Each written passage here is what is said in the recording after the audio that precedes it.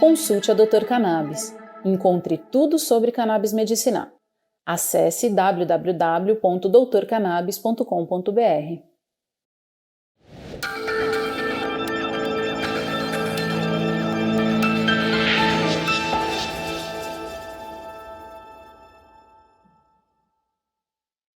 Olá, pessoal.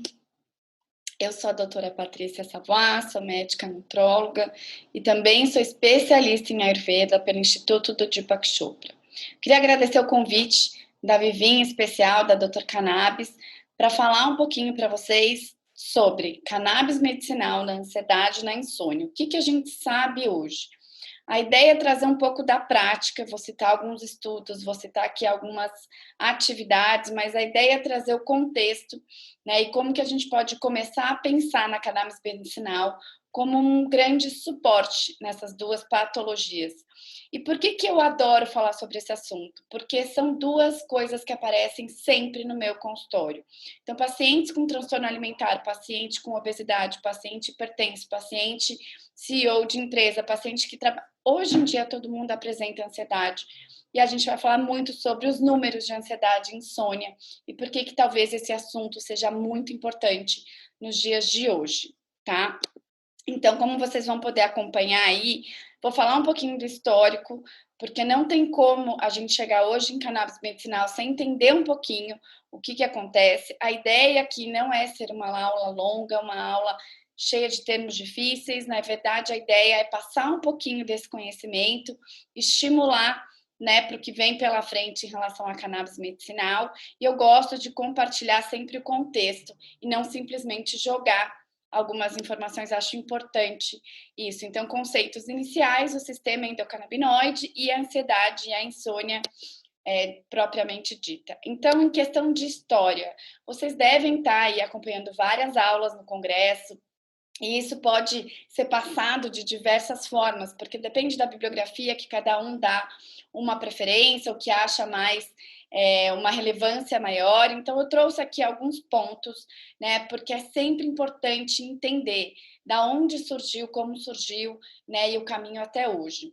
Então, a gente tem aí relatos de desde 2000 anos antes de Cristo, né? Já na China. Então, a gente sempre ouvia falar da China por causa do ópio, e a China também tinha lá já as suas características em uso de cannabis medicinal, né? De cannabis sativa, cannabis índica, que a gente vai falar um pouquinho.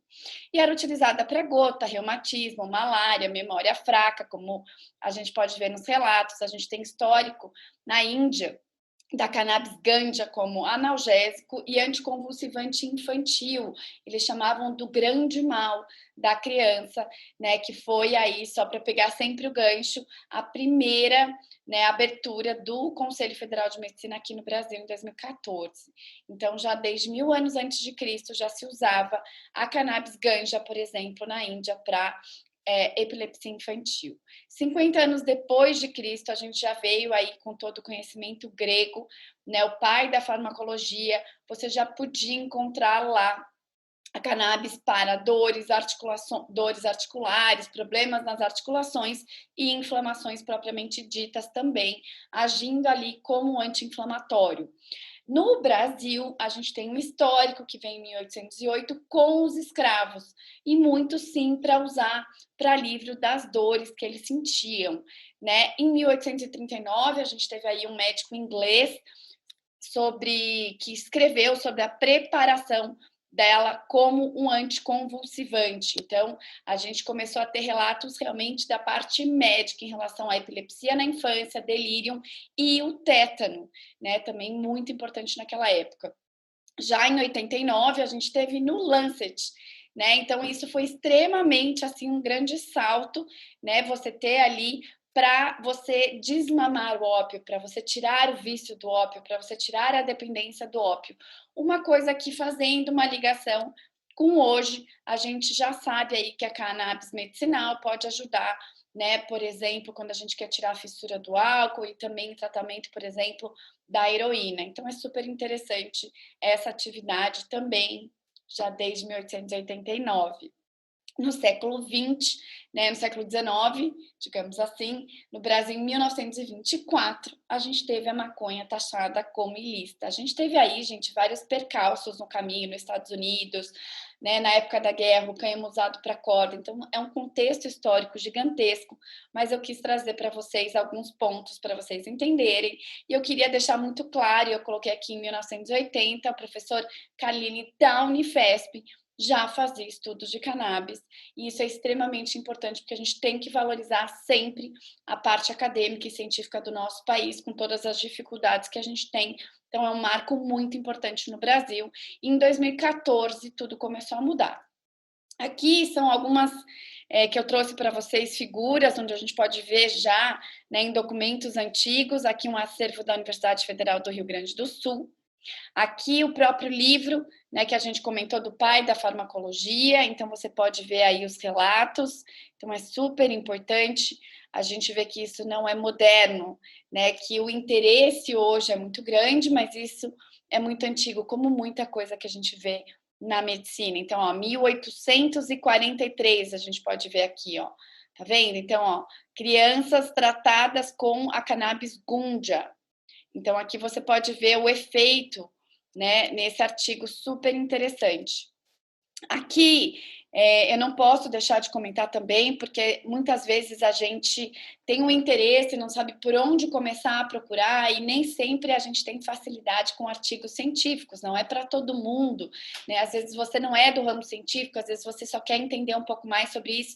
Eu recomendo esse documentário que está no YouTube livre, né, que chama The Scientist, que é um documentário sobre o Raphael Mecholin, que é digamos assim, um dos grandes papas, né, da medicina aí canabinoide, e eu super sugiro que vocês assistam. Ele vai contar um pouquinho sobre o descobrimento da molécula do CBD, do THC, da anandamina, dos neurotransmissores. Então eu acho extremamente, fica aí uma dica para depois do congresso assistir esse documentário que está no YouTube.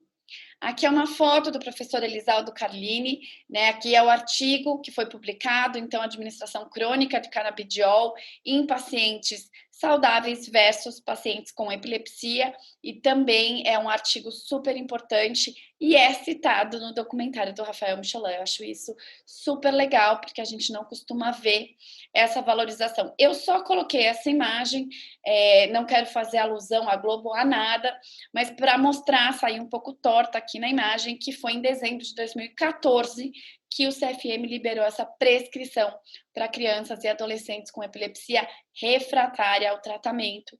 Até o final de 2019, era realmente muito mais burocrática essa prescrição. Eram folhas, documentos que a gente tinha que preencher, relatórios. Então, podia, sim, oferecer uma dificuldade maior à prescrição, mas eu, por exemplo, nunca tive uma prescrição recusada, mesmo não sendo de epilepsia refratária, tá certo? Mas eu queria colocar um outro fator importante. Eu tenho aí uma passagem de 5 anos pela indústria farmacêutica no Brasil, de suplementos alimentares, e você ter uma patente é muito importante, uma patente com efeito funcional, medicinal, isso é extremamente importante. E a gente já tem aqui, ó, 98, 99, então em 2003 foi publicado essa patente de canabinoide como antioxidante e neuroprotetor. Isso é super importante. A gente pode ver aqui que foi verificado propriedades antioxidantes, né, pelos canabinoides. Então, eles fizeram disso algo extremamente importante para profilaxia, por exemplo, e tratamento de doenças que têm oxidação, inflamação, doenças autoimunes e isquemia. Então, eles também tiveram uma aplicação, como vocês podem ver, neuroprotetor. Então, pode limitar, né? Pode limitar os que a gente fala, como é que a gente pode dizer assim? O que prejudica, o que causa algo ruim, né, para o nosso sistema nervoso central, como doenças degenerativas. Então, você ter ali, né, ó, como o Alzheimer, o Parkinson e até a demência por HIV. Então, isso é extremamente importante. Isso tem valor financeiro, tem valor científico. Então, é muito legal dizer, porque muita gente hoje fica perguntando sobre patentear ou não patentear. o canabinoide já é patenteado pelos Estados Unidos como antioxidante e neuroprotetor. Então, não é à toa que isso acontece. Eu vou passar também um pouquinho pelos conceitos iniciais. Eu não quero aqui tomar muito tempo em relação a isso, mas é importante. Eu acho que a aula, às vezes, ela tem que ser feita, né, metade de histórico e conceitos iniciais, porque a gente tem que se situar e, a partir daí, você consegue assistir qualquer aula e entender um pouquinho do que veio antes. E quando você começa a ouvir na rua, cannabis, cannabis sativa, cânhamo, maconha, cannabis medicinal, você entende, você sabe diferenciar, e quando alguém falar alguma coisa, você pode até responder. Então, a cannabis sativa é uma espécie do gênero cannabis. Lembra quando a gente estudava que a gente tem gênero, a gente tem espécie, a gente tem família, e a gente usa aqueles nomes em latim? Então, a gente tem a cannabis sativa como uma espécie do gênero cannabis. A gente tem a cannabis, são plantas herbáceas da família Cannabiaceae, conhecidas como popularmente a maconha. Tá? A gente tem também uma confusão entre cannabis, entre maconha, entre hemp, entre o cânhamo. Cânhamo e hemp é a mesma coisa, eles derivam do caule, né? Foi utilizado muito para fazer corda e já foi utilizado, inclusive, pela Adidas para fazer tênis lá pelo ano de 2000, se eu não me engano. Aqui a gente tem a cannabis sativa, a indica, né, como vocês podem ver aqui no cantinho da tela, e a ruderalis é a menor de todas, aí você tem a indica e você tem a sativa, tá? Isso é extremamente também importante quando a gente pensa aqui, a gente fala de cannabis sativa, tá? Eu não podia deixar de compartilhar essa tela super interessante da revista Nature. Eu vi pela primeira vez uma aula do Dr. Fabrício, do professor Fabrício, que também está aí no congresso, e eu achei ela extremamente importante, porque olha como a gente tem que valorizar a planta da cannabis. Tá, aqui a gente tem mais de 545 compostos ativos na planta. Isso é algo extremamente magnífico no ponto de vista da ciência, né? E a gente tem aqui 441 não canabinoides e a gente tem 104 canabinoides. Então a gente tem 104 e a gente tem 440 não canabinoides. Aqui é muito interessante porque a gente tem aqui uma tabela, né, de compostos não psicoativos. Então a gente tem aqui o canabidiol, a gente tem aqui o canabinodiol, a gente tem aqui o tetra, que é o que a gente vai falar do THC já, tetrohidrocanabiol, canabigerol, aqui delta THC, que é um dos principais psicoativos, aqui é o 2, aqui é o 18, é muito interessante, né? É muito interessante. Aqui a gente tem os não psicoativos que se encontram aqui, eles afetam indiretamente o CB1 e CB2, indiretamente CB1 e CB2, tá? E a gente tem aqui, muito legal. Esse aqui, gente, prestem atenção, tá? O CBG, ele tá vindo aí mais forte também nos estudos relacionados à dor, então fica a dica pra gente prestar atenção. A gente fala muito de CBD e logo, vem o CBG, já tá aqui na ordem, inclusive. Então, a cannabis e a sua composição. A gente tem os fitocannabinoides, que são mais de 100, né? Então, a gente tem lá, como a gente comentou, THC, CBD, CBG, CBN. Eu vou falar na próxima tela sobre eles, fiquem tranquilos aí. Os terpenos, gente, terpeno extremamente aí já estudado como antioxidante, o limoneno, super falado como antioxidante. A gente tem aí a utilização deles também para atrair inseto, para polinização. Eles possuem propriedades antitumorais, anti-inflamatórias, bactericidas e fungicidas. E os flavonoides, né? Quem nunca tomou um vinho com a desculpa de ingerir flavonoides? Eles também têm ações anti-inflamatórias, hormonais, anti-hemorrágicas, antialérgicas e também antitumorais. Então, tudo isso a gente encontra na cannabis. É uma planta extremamente rica em componentes ativos, né, para a nossa saúde. Então, canabinoide é uma classe de compostos químicos que atuam nos receptores canabinoides pertencentes ao sistema endocannabinoide e influenciam a liberação de neurotransmissores. A gente vai falar disso também logo adiante. A gente tem os endocannabinoides, produzidos naturalmente no corpo pelos animais. A gente tem os fitocannabinoides, que são esses que a gente busca nas plantas da espécie cannabis, e os canabinoides sintéticos, que são fabricados artificialmente aí pela indústria. A gente tem pelo menos 113 canabinoides diferentes isolados da cannabis. O mais notável em maior quantidade é o THC. O principal composto psicoativo, inclusive, e é por isso que a gente acaba sempre tomando muito cuidado com ele, e o canabidiol é o que tem sido aí o mais utilizado na parte da medicina hoje em dia. Então, aqui eu coloquei para vocês figura, né, das duas moléculas, isso quando a gente estuda medicina, química, farmácia, biologia, né, isso a gente acaba vendo muito, os compostos químicos, então foi mais como uma curiosidade. Aqui são as datas, a primeira vez em 1940 e o isolamento em 1963, ó, o Micholan, e aqui o Dr. Adams. E aí a gente tem o THC em 42 e também isolado em 64 pelo Dr.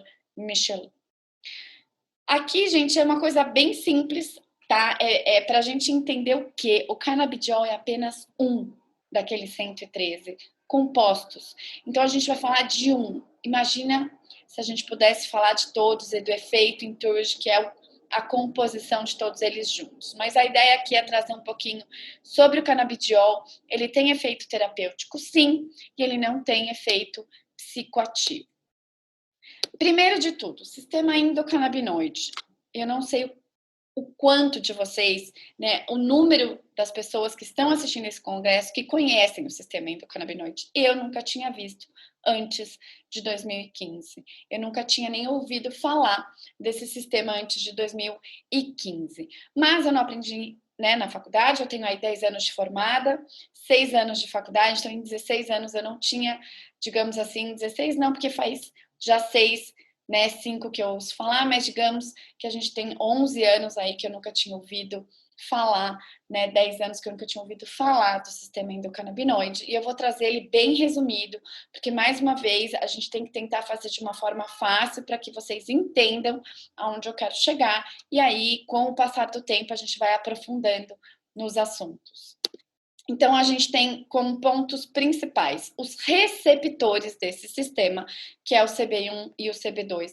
A gente tem os neurotransmissores. Gente, é super interessante quando ele comenta no documentário sobre o surgimento desse neurotransmissor anandamida, que significa felicidade, do sânscrito, né? Mais uma paixão minha. É a grande felicidade, é o bliss, felicidade plena. Né? Aí a gente tem aí o outro neurotransmissor importante que a gente vai chamar de 2-AG, que é o 2-araquidono e o glicerol. E a gente tem as enzimas de síntese, como em todos os outros sistemas. Lembra quando a gente ouvia falar do NAD, NADH? Né? Então a gente tem aqui o NAT, o NAP-PLD, o DAGL, MAGL, e a gente tem as enzimas de degradação FAH e MAGL. Então a gente tem aí os componentes. E onde eles estão?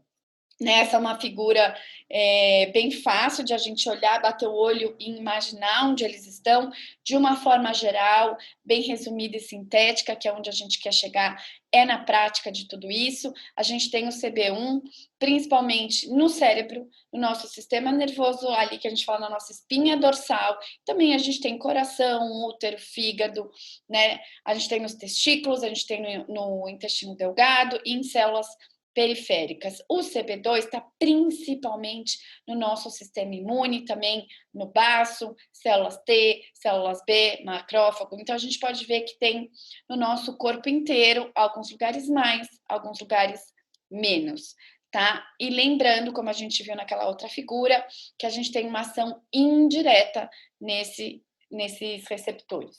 Aqui é para mostrar uma figurinha, outra figurinha para vocês. O CB1 e o CB2, eles fazem parte dos receptores que a gente chama acoplados de proteína G. Eu não quero e nem espero que todo mundo veja essa figura e entenda o que está acontecendo aqui, mas aqui em 1988 foi encontrado esses receptores nessas células principalmente, mas ao longo, né, do corpo, que a gente tem que lembrar que a gente tem os neurônios, a microglia, os astrócitos e o CB2 nas células imunes, principalmente células neoplásicas você encontra, então vem daí até o efeito antitumoral, que a gente não vai discutir isso aqui hoje, mas é interessante fazendo um resumo, porque é daqui que vem os efeitos que a gente espera, os efeitos que a gente busca a gente tem aí o CB1 primariamente localizado nos terminais nervosos pré-sinápticos. Então, aí que vem, muitas vezes, de a gente entender o seu efeito e responsável pela maioria dos efeitos neurocomportamentais dos canabinoides, e o CB2, ao contrário, você vai ter ele como receptor do sistema imune. Então, ele tem aí um poder anti-inflamatório, por ele estar relacionado a essas células. A gente pode dizer que a gente encontra aí numa grande parte, eu resumi alguns dentro, né, uma modulação de diversos sistemas fisiológicos com o canabidiol, entre eles resposta adaptativa frente ao estresse celular, né, o poder aí neuroprotetor e anti-inflamatório, eles atuam no apetite, sistema de recompensa, isso é super importante, a dor, movimento, então a gente tem aí um efeito também nas dores articulares, humor, crescimento ósseo, sistema nervoso como um todo, transtornos mentais, doenças mentais e sistema imune, tá? Então, agora eu já vou contextualizar um pouquinho mais e entrar no nosso assunto propriamente dito. Eu espero que vocês ainda estejam aí interessados, não estejam cansados, toma uma água, toma um café, mas vamos falar da ansiedade, que atinge hoje mais de 270 milhões de pessoas no mundo. A gente tem aí dados do Fórum Econômico, né, de 2018, porque isso tem um impacto financeiro muito importante, de 275 milhões de pessoas no mundo. A gente tem dados da OMS de 284 milhões, o que diz que 4% da população tem ansiedade. Gente, isso é extremamente importante. 62% é do sexo feminino, tá? E eu aprendi num curso de comunicação que você dizer às vezes 62% pode não incomodar, mas se você dizer 170 milhões de mulheres no mundo, isso pode gerar algum tipo de impacto. O Brasil, infelizmente, é o país mais ansioso do mundo, segundo a OMS, em 2019, a gente tinha 18,6 milhões de brasileiros. Gente, veja esse número. 10%, 9% da população tem ansiedade. 1 em cada 10 pessoas no Brasil tem ansiedade. Então, primeiro de tudo, a gente tem que aprender a acolher esses pacientes, quem for médico e estiver assistindo, quem for psicólogo, né, algum tipo de ou terapeuta, a gente tem que acolher, porque esse número só tende a crescer. Eu trouxe esse gráfico do Fórum de Economia Mundial, porque isso é extremamente impactante, né? Ansiedade, depressão, álcool, uso de droga, bipolaridade, esquizofrenia e o último aqui era transtorno alimentar, tá? Então, isso é extremamente importante quando a gente pensa nos dias de hoje. E quando a gente fala de ansiedade, tem uma coisa que a gente tem que saber. A ansiedade em si, pelo DSM, ela se divide, né? Então, a gente tem a fobia social, estresse pós-traumático, transtorno de pânico, agorafobia, ansiedade generalizada, ansiedade de separação e aquela desencadeada por substância ou por medicamento ou doença. Tá? Mas, de uma forma geral, o que eu quero trazer aqui é a ansiedade sintomática, é aquela que muitas vezes a gente não sabe diferenciar. Os sintomas podem ser desde taquicardia, a síndrome das pernas inquietas, você pode ter insônia como um sintoma, você pode ter alteração do seu padrão alimentar, você pode ter desgaste, queda de energia, queda de concentração, queda de produtividade, medo. Então, assim, você pode ter vários sintomas da ansiedade, mas a cannabis, os maiores estudos, né, de cannabis, eles acabam aqui. A grande maioria inicial foi utilizada assim como a meditação, né? Eu achei isso super interessante, porque quando eu comecei a estudar em meditação em 2015, 2016, os principais estudos, os principais documentários que estavam sendo lançados eram com soldados pós-guerra. Né? E isso é extremamente interessante, que é uma população com uma grande tendência a desenvolver ansiedade. Mas a gente consegue, né, de uma forma geral, a gente vê artigos científicos com grupos de diversas formas de ansiedade, mas essa é onde a gente acaba vendo mais pesquisa, né, e liberação de dados. A insônia. Gente, segundo a Sociedade Americana do Sono, a insônia é uma queixa muito comum que você pode ter. Dificuldade em iniciar o sono, uma insônia inicial. Você luta para manter o sono, acordando com frequência durante a noite, que é uma insônia terminal. Você pode acabar acordando e não voltar a dormir, e o sono não é restaurador ou de baixa qualidade. E segundo a Associação Brasileira do Sono, 73 milhões de brasileiros podem ter algum tipo de insônia. 18 milhões têm ansiedade, mas 73 milhões têm problema com sono. Isso tem que chamar a nossa atenção. Os aparelhos digitais, o ritmo de trabalho, o estilo de vida, ingestão de bebida alcoólica, uma alimentação inadequada, tudo isso impacta na qualidade do sono, né? Então, quando eu peguei os dados dessas duas associações, a americana e a brasileira, cerca de 30% dos adultos apresentam sintomas de insônia. 10% acabam tendo algum sintoma ao longo do dia, produtividade, energia, libido, intestino preso e de diversos outros, até que a gente já sabe hoje em dia sinais inflamatórios. E menos de 10% vai desenvolver insônia crônica. O que eu trouxe aqui para vocês, só para vocês entenderem uma coisa que junta aí a ansiedade, né, com a insônia. Você pode ter insônia primária, que ela não é encontrada uma causa para aquilo, um motivo. Você pode ter secundária à ansiedade, secundária a um problema de saúde, secundária a um problema que você está vivendo, né? Então, você pode ter a primária e a secundária. E você pode ter a aguda e a crônica. A aguda é aquela que o momento que você vive hoje, por exemplo, a gente está na pandemia, os níveis de ansiedade aumentaram, os níveis de transtorno de compulsão alimentar aumentou, os níveis de insônia aumentaram. E a crônica, que acaba durando aí, na maior parte das vezes, mais de 2 a 3 meses de uma forma geral. E muitas vezes é necessário tratamento. E aí, juntam as duas patologias, porque na maior parte dos estudos que eu trouxe aqui para vocês, eles buscam estudar a ansiedade, a insônia vem como uma consequência, né? Ou eles buscam, às vezes, características dessa insônia e a ansiedade aparece como algo do paciente. Então, onde entra a cannabis? Aqui, gente, eu trouxe alguns dados, alguns artigos, mas eu queria trazer o contexto de tudo isso e trazer um pouco da minha prática, dos meus resultados para vocês, tá? O que a gente tem que ter, como a gente brinca muito na escola e na faculdade, aquelas informações to go, né? Então, os principais receptores canabinoides do sistema nervoso central são o CB1, né? O receptor CB1 é um membro da grande família, como eu falei, dos acoplados à proteína G. O CB1 é um receptor inibitório, então ele pode inibir, por exemplo, o GABA, e aí vem, provavelmente, alguns de seus efeitos. Ele pode ser encontrado em várias áreas do cérebro, incluindo neocórtex, hipocampo, amígdala, cerebelo e hipotálamo. E o que elas têm em comum?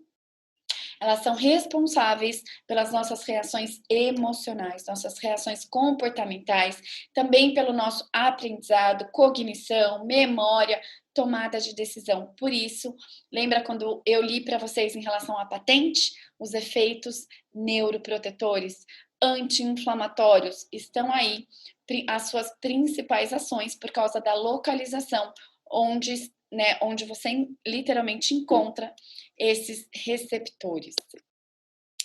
Outra coisa, o canabidiol, ele tem o poder, né, de inibir. O que a gente sabe hoje em dia, na verdade? Que os receptores de CB1 na amígdala do cérebro, eles têm uma quantidade desses receptores, tá? Isso é extremamente importante. E a gente estudou, você tem aqui nas referências bibliográficas todos esses artigos, que quando o paciente apresenta uma queda desses receptores, a ansiedade aumenta.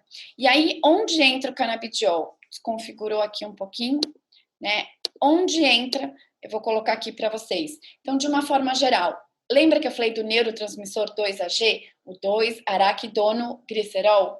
Então, olha que interessante. Ele tem um papel muito crítico na regulação do comportamento emocional. Porque quando a gente soma uma queda dos receptores de CB1 e uma quantidade menor desses receptores, desses neurotransmissores, o paciente vai estar propenso à ansiedade e à depressão. E você consegue, com o canabidiol, sinalizar, impulsionar esse sistema de sinalização. Então, o que esse estudo trouxe? Esse estudo super interessante também, é um estudo recente, que muitas vezes, se você observa a queda desses receptores, como você pode ver aqui, e você vê uma alteração, uma quantidade menor, né, desse neurotransmissor, você vai ter um aumento da ansiedade. E ao utilizar o CBD, o que você faz? Você sinaliza esses receptores. Então, você aumenta, você potencializa a ação desses receptores. Provavelmente, dessa forma, você diminui a ansiedade. A gente tem aqui, eu trouxe algumas figuras para facilitar. A gente tem um efeito ansiolítico já, né, esperado quando a gente faz esses estudos em relação ao CBD. E o que tem sido encontrado? Aqui, gente, a bolinha preta, tá? É o CBD e o branco é o placebo. Para vocês entenderem aqui, são regiões cerebrais, então aquelas regiões que eu falei relacionadas ao comportamento, às emoções, ao aprendizado. Então a gente tem o hipotálamo, a gente tem a região do córtex e a região singular, que a gente fala, a região da amígdala principalmente, que foram essas três regiões mais avaliadas, onde você pode ver um efeito de diminuir a excitabilidade dessas regiões. Então, o que você pode ver? Ela modula significativamente a atividade de repouso dessas áreas.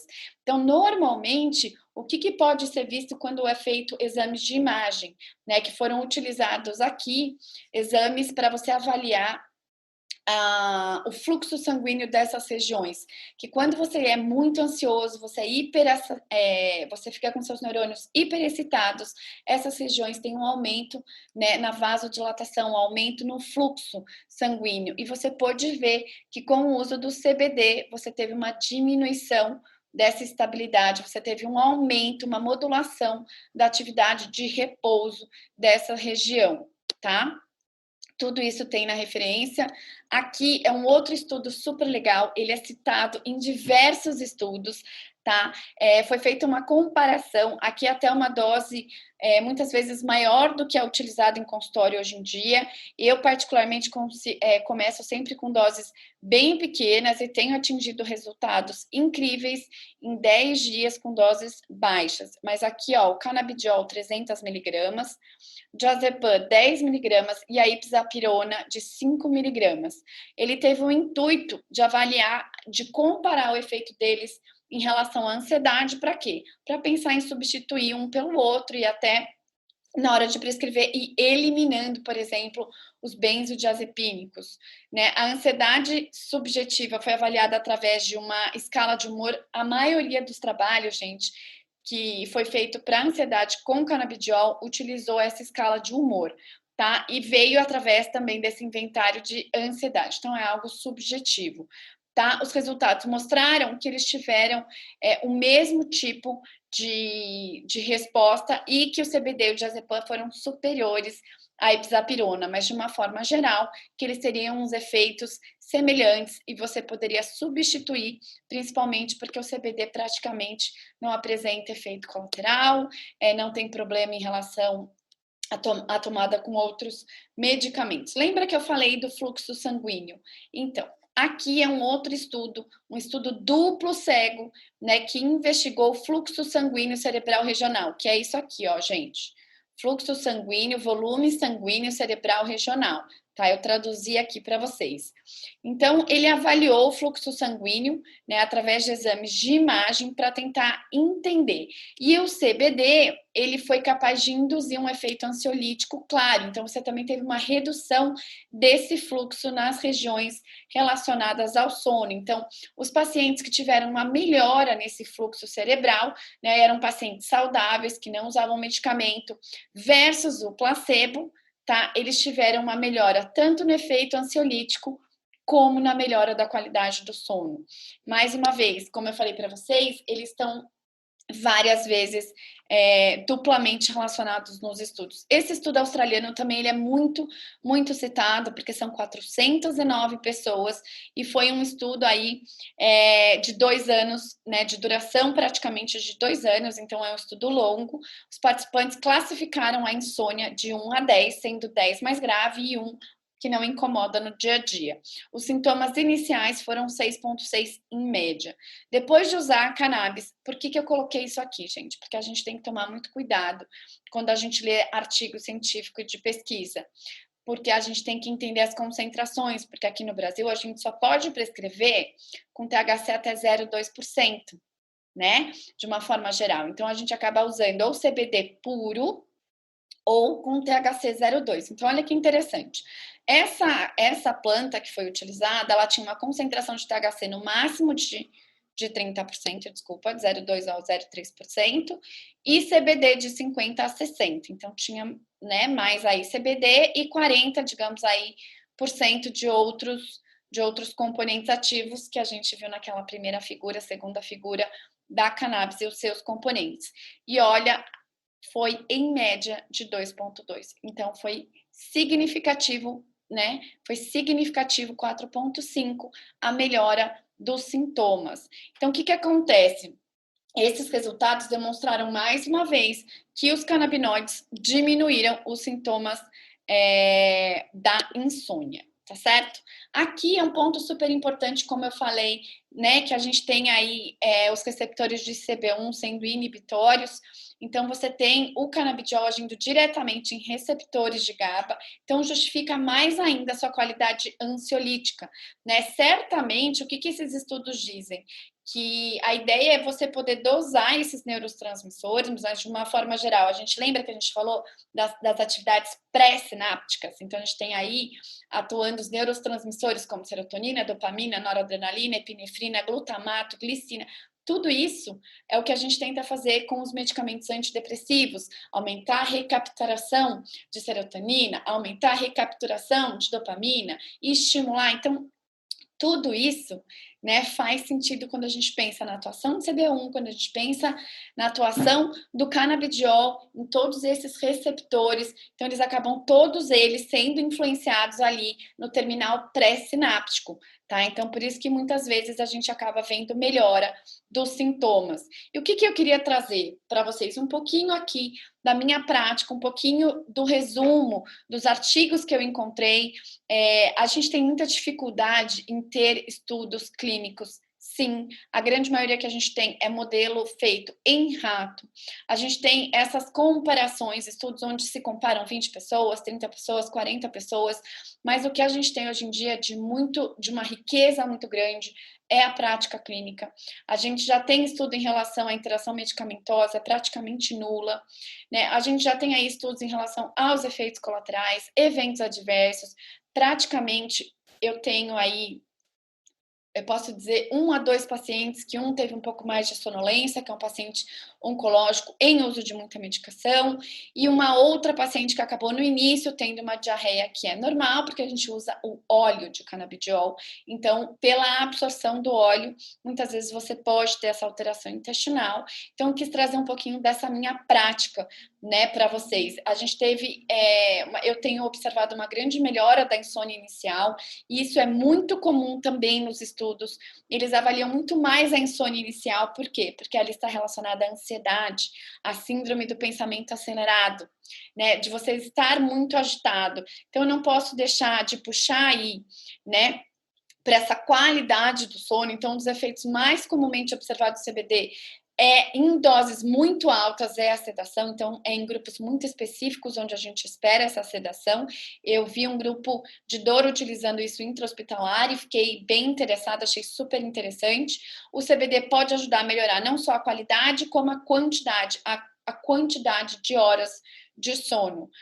O alívio da ansiedade impacta diretamente no padrão de sono, então eles acabam sendo muito estudados em conjunto, como eu falei. A ansiedade induzida pelo estresse acaba atrapalhando o padrão de sono. Você tem dificuldade em ter os 4 a 5 ciclos de vigília e sono REM, o que não gera qualidade, o que você não tem a liberação dos hormônios de forma correta. Então, você acaba tendo interrupção, né, ali de GH, você tem interrupção da liberação da melatonina, você tem alteração importante nos hormônios de saciedade, de fome, grelina e leptina, que acabam todas sendo reguladas ali no nosso padrão de vigília e sono, tá?